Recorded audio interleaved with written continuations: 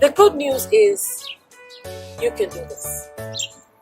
And I'm going to encourage you, whatever you've been through, my prayers are with you, my thoughts are with you.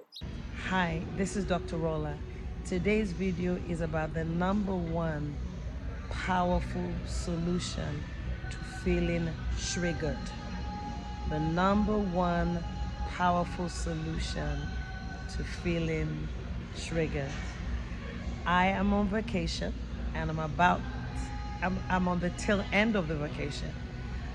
I wanted to record early, but I've been sleeping a lot and rested a lot, and I really don't feel guilty about it. I hope that when you take rest and you take time off, you really don't feel guilty about meeting those day-to-day needs or lists. But I'm feeling really energized, refreshed, and I wanted to share this topic with you. The number one powerful solution to feeling triggered.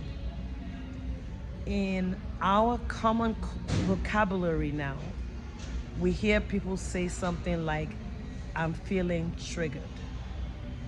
I'm hearing a lot of somebody triggered me. That situation triggered me. Which is not a bad thing, because there seems to be a renewed understanding of the power of the emotions and the situations that affect our emotions. And the more we talk about mental illness, the more we talk about our mental well-being, our emotional life, then we demystify the issue and we're better able to handle it. The only problem is that when we talk about being triggered, we often talk about it from an external point of view.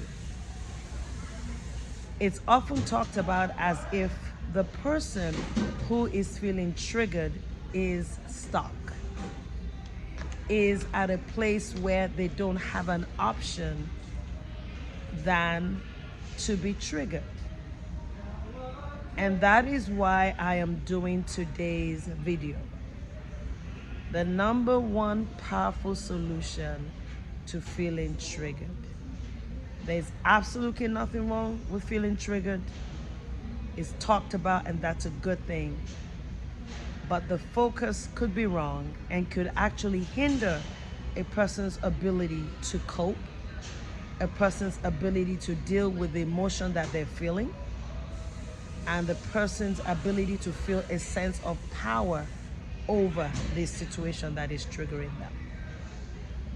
I am going to talk to you about how your thoughts, your thinking, is the most important way to begin to navigate this process of feeling triggered. What do you do with your thinking? What do you do with your thoughts? You want to make a differentiation between what you think, how you feel, and what you did about the situation that triggered you. For example, if public speaking is very scary for you,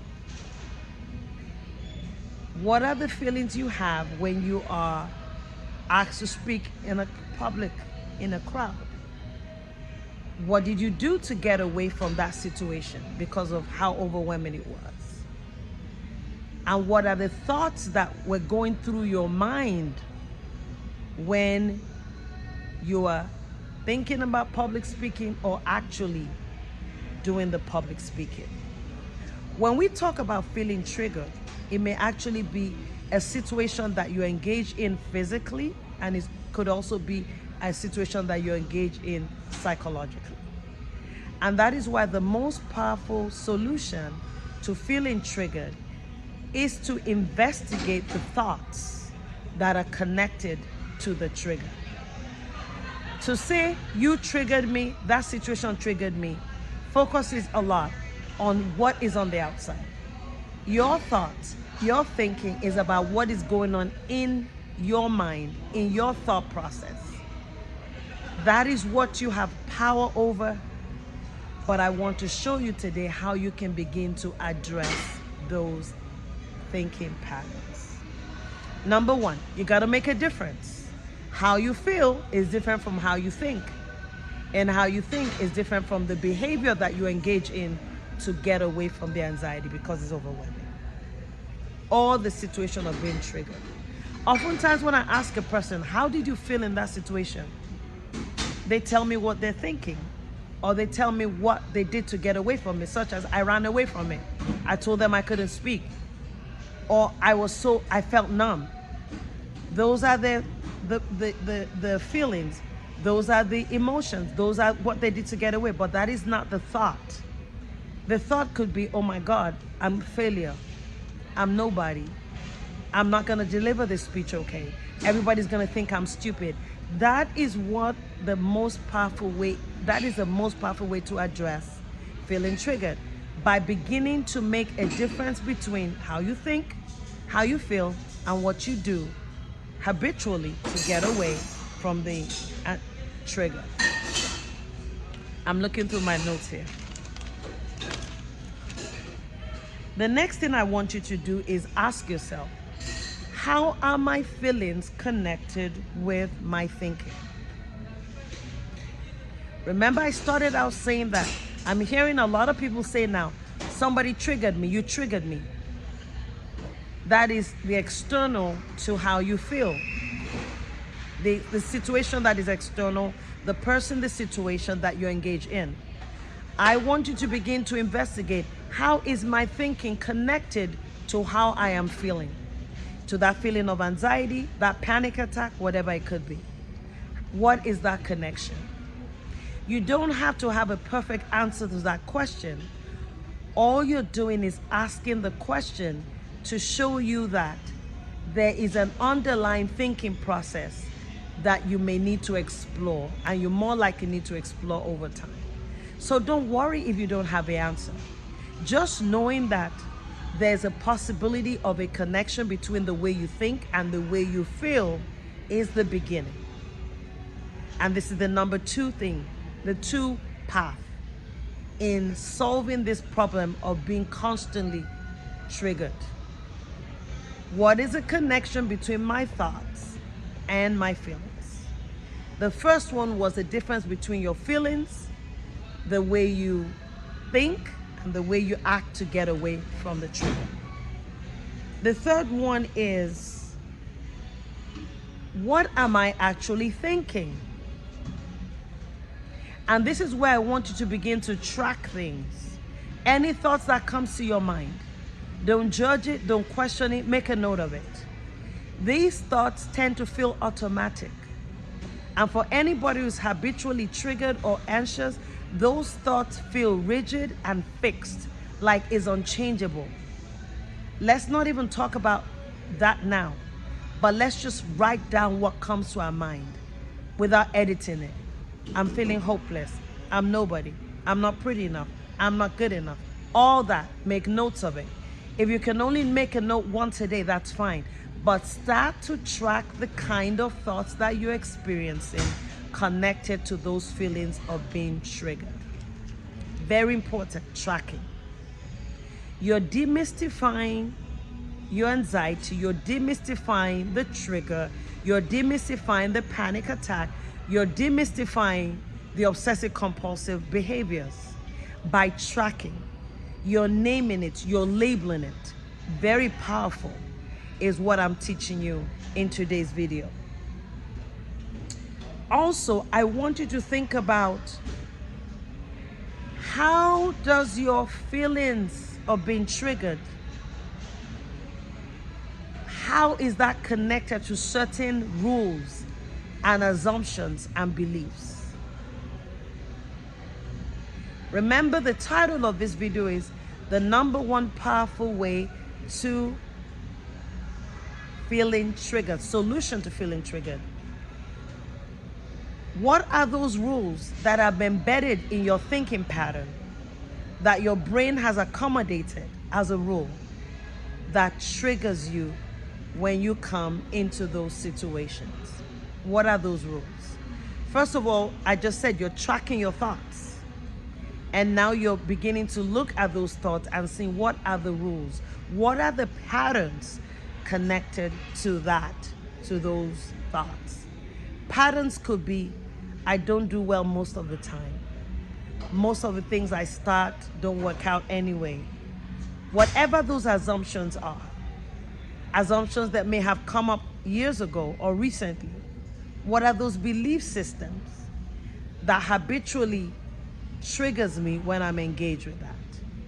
The reason this is important is because you can come across a trigger, something that triggered you last year, and this year it may not trigger you, simply by changing the belief systems and the assumptions connected to that anxiety and those feelings that you have. What we're doing here, we're demystifying the trigger. We're breaking the hold of it. You're telling yourself you are not helpless, to where anytime the trigger shows up, you can't help but respond. Yeah, you will go through a season when you feel like you can't help that. But as you heal, as you begin to look for answers, you realize, I don't have to habitually respond. I can respond less. Over time, I may not respond at all. But more importantly, the thinking that is connected with those feelings, feeling triggered, those feelings of being triggered by the situations have been changed. And then the very last thing you're gonna do, before I finish this video, as you can see, there's a lot of noise around. I'm on vacation. Is that you are going to investigate those thoughts. Are these really true? How true are they? So what if they're true? What difference does it make? Is it true 80% of the time? Is it true 100% of the time? Is it true sometimes? You're really getting yourself to a place where you're saying, not everything I believe about myself is true. And I have the power as a human being to investigate those thoughts. I'm tracking them. I'm labeling them. I'm looking for the connection, and I'm also challenging them. Many of you who have suffered from anxiety or even PTSD because you suffer from trauma, you are not going to be able to do this on your own. You're going to need to work with somebody who is skilled in the area of treating anxiety and other emotional disorders to work with you through it. And that's okay. This video is just to whet your appetite and let you know that you are not a constant victim to anxiety, and you're not a constant victim to being triggered. That even though those situations have cost you trauma, it is not the end of the journey for you. You can actually begin to heal. And I made some notes here, my final thoughts. You want to explore, how did we even get stuck into this over time? We want to understand where those beliefs come from. That's okay. A lot of us have family histories or situations we can talk about. But if you focus on that, you may never heal. We can talk about your history and how you got here within context. But the most powerful thing you can do now is for us to address the underlying thinking patterns connected to how you feel. And the underlying thinking patterns connected to why you run away from those situations and don't want to deal with them. Anxiety has stolen from you. Trauma has stolen from you. And you've had to learn to cope the best way you can. It's not a bad thing that you're triggered, but understand that you don't have to be where you are. We can get up and we can move forward. So the most powerful solution is to address those thinking patterns. And I just shared with you in this video what you need to do with those thinking patterns. So I want you to go ahead, track your thoughts in the next few days, make a note of them, and just let yourself know, tell yourself, I'm feeling triggered right now, overwhelmed, but I don't have to feel this way all the time. And I'm on a path and I'm a journey, and it's gonna get better for me. So I hope you share this video with as many people as possible. I'm happy that I'm able to share this with you. I'm feeling incredibly refreshed, and I will talk to you soon. Please subscribe. I need your support. and stay connected. Leave your questions, leave your comments, and I will definitely respond to them. Bye for now. Bye.